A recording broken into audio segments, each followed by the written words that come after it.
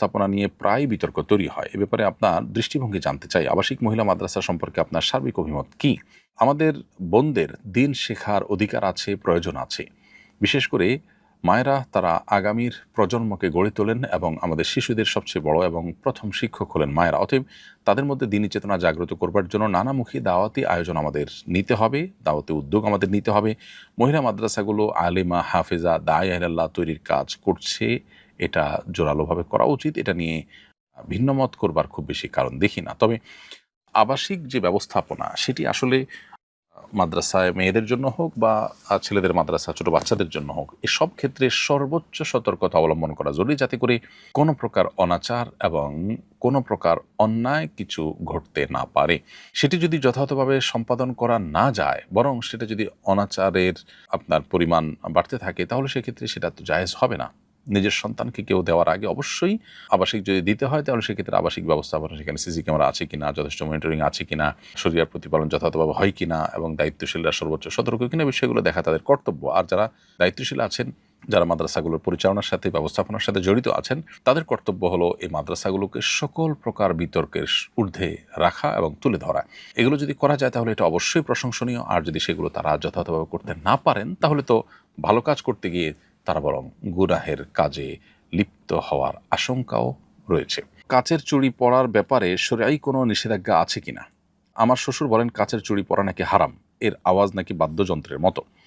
এই প্রশ্ন উত্তর হলো যে কাচের চুড়ি পরা এটা শরিয়ার দৃষ্টিকোণ থেকে নাজায়েজ কোনো কাজ নয়। কেউ যদি নিষেধ করে থাকেন, সেটি একান্তই তার না জানার কারণে তিনি বলেছেন বা ধারণা থেকে তিনি বলেছেন।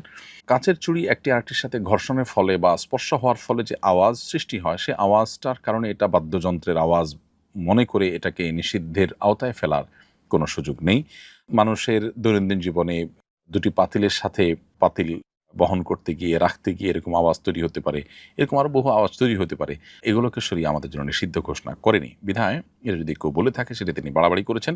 তবে কোনো চুড়িতে যদি কখনো কোনো বাদ্যযন্ত্রের আওয়াজ যদি সেখানে সেট করা থাকে আর সেটা বাজে, সেটা তো ভিন্ন বিষয়, সেটা নিষিদ্ধের আওতায় পড়বে। বিবাহের অলিমা কখন করা সুন্নত? বিবাহের কত দিনের মধ্যে অলিমা করা যাবে? উত্তর হলো, বিবাহের আগের সময় থেকেই মূলত অলিমা করা যায়, তবে রাত্রি যাপনের পর অলিমা করা উত্তম এবং মোস্তাহাব। আর নববধূ যতদিন নববধূ থাকে, নববধূর আবহাওয়া পরিবেশ থাকে, ততদিনের মধ্যেও অলিমা করা যেতে পারে।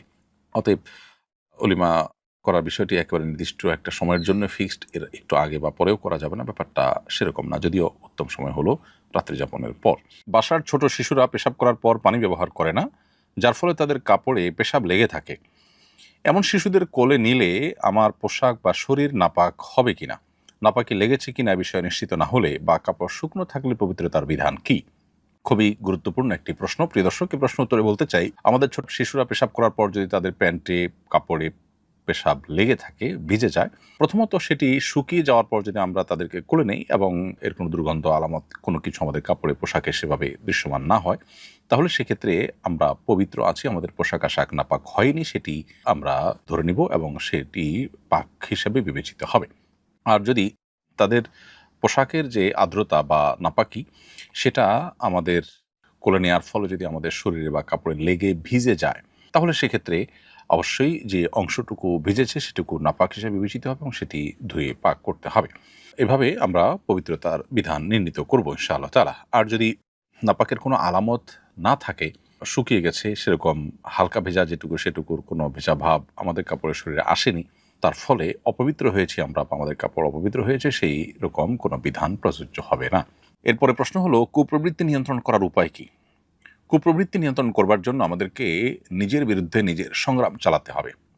অর্থাৎ নিজের নফস বা আমার প্রবৃত্তি কোনো কিছু চাইলেই সেটা আমি করব, ব্যাপারটা সেরকম না। যদি সেটি নিষিদ্ধ হয়, হারাম হয়, তাহলে সেটা থেকে বেঁচে থাকার জন্য আত্মসংগ্রাম চালাতে হবে, মনের বিরুদ্ধে চলার চেষ্টা করতে হবে।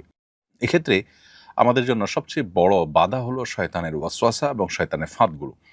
এই জন্য একজন ইমানদার কুপ্রবৃত্তিকে নিয়ন্ত্রণে রাখবার জন্য নিজের প্রচেষ্টার পাশাপাশি শয়তান যেন কোনোভাবে তাকে দুর্বল করে ফেলতে না পারে, শয়তান যেন কোনোভাবে তার উপরে প্রভাব বিস্তার করতে না পারে, সেজন্য সচেষ্ট থাকতে হবে।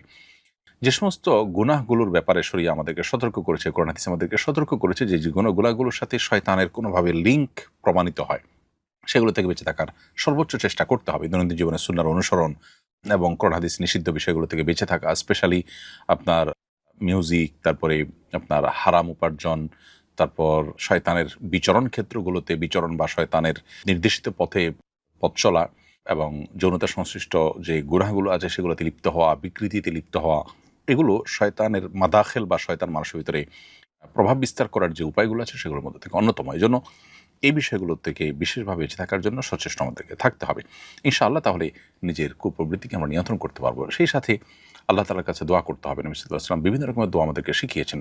আল্লাহুম্মা আতি নফসি তাকওয়াহা ওয়া যাক্কিহা ওয়া আনতা খায়রু মান যাক্কাহা। আল্লাহ, আপনি আমার নফসকে পবিত্র করুন, আপনি সর্বোত্তম পবিত্রকারী নফসের জন্য। এছাড়া নবী সাল্লাল্লাহু আলাইহি ওয়াসাল্লাম দোয়া শিখিয়েছেন আমাদেরকে, আল্লাহুম্মা আলহিমনি রুশদি, আল্লাহ আমার নফসকে, আমার প্রবৃত্তিকে ভালো কাজে চলার জন্য আপনি পথনির্দেশ করুন। এবং ওলা তাকিলনি ইলা নাফসি তরফাতে আইন, আল্লাহ আমার নিজের প্রতি, অন্য আরেকটা দোয়ার অংশ এটি, ওলা তাকিলনি নাফসি তরফাতে আইন, আল্লাহ আমার নিজের নফসের কুপ্রবৃত্তির গোলাম যেন আমি না হই, সে যেন তার কথা মতো যেন একটা মুহূর্ত আমি না চলি, বরং কুপ্রবৃত্তি বা খারাপ মনোবাসনা যেটি, এটি থেকে যেন আমি বেঁচে থাকতে পারি। সেজন্য নবী আলাইহিস সালামের শেখানো যাবতীয় দোয়াগুলো আমরা আল্লাহর কাছে নিবেদন করবো ইনশাআল্লাহ তাআলা। আমি আলট্রাসনোগ্রাফি ডাক্তার, বিভিন্ন নারীদের আলট্রাসনোগ্রাফি ফুটেজ আমি আমার পেজে আপলোড করে ডাক্তারি পরামর্শ দিতে চাচ্ছি, যাতে আমার কাছে আলট্রাসনোর জন্য বেশি রোগী আসে। এক্ষেত্রে রোগীর শরীরের বাইরের কোনো অংশ দেখাবো না, শুধু পেটের ভেতরের অংশ দেখাবো। এবার ভিডিও বানিয়ে কি আপলোড করা যাবে? যেহেতু এটা আসলে পর্দার অন্তর্ভুক্ত নয়, আলট্রাসোনোগ্রাফিতে যে শরীরের ভেতরের অংশ দেখা যায়, এটা বিশেষ করে আপনার সাধারণ যে আলট্রাসোনোগ্রাফি হয়ে থাকে সেখানে আবসা আবসা যে শুধুমাত্র ডামি টাইপের কিছু শরীরের ছাপটা বোঝা যায়, এটা আসলে চোখের পর্দার আওতাভুক্ত নয়। এটা দেখলে গুনাহ হয়, ব্যাপারটা সেরকম না। তারপরও অনেক ক্ষেত্রে এটা মানুষের প্রাইভেসির বিষয় হতে পারে, বিধায় আপনি কী ধরনের জিনিস দিতে চাচ্ছেন সে বিষয়টা আরেকটু স্টাডি করে তারপরে আপনার এই সিদ্ধান্ত নেওয়াটা ভালো মনে করছি আমি। প্রয়োজনীয় বিষয়ে ভালো কোনো আলিমের সাথে আপনি সরাসরি সাক্ষাৎ করে বা ডিটেল আর একটু খুলে বলে দেখিয়ে কিছু নমুনা, তারপর আপনি এ বিষয়ে পদক্ষেপ নেওয়ার জন্য আপনাকে আমরা পরামর্শ দিব। সন্তানের নাম পরিবর্তন করলে কি পুনরায় আকিকা দিতে হয়?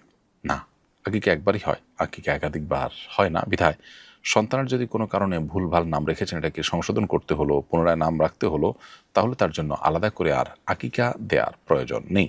বরং আকিকা আগেরটাই চলবে, আর আপনি নাম শুধুমাত্র অর্থবহ কোনো নাম না রেখে থাকলে বা নিষিদ্ধ শরিয়াত আলোকে এরকম কোনো নাম রেখে থাকলে পরবর্তীতে যখন জানতে পারবেন সেটিকে আপনি পরিবর্তন করবেন। এর জন্য অফিসিয়াল প্রসিডিউর যা আছে সেটা আপনি মেনটেন করবেন, কিন্তু আকিকা দেওয়ার কোনো নির্দেশনা আর নেই।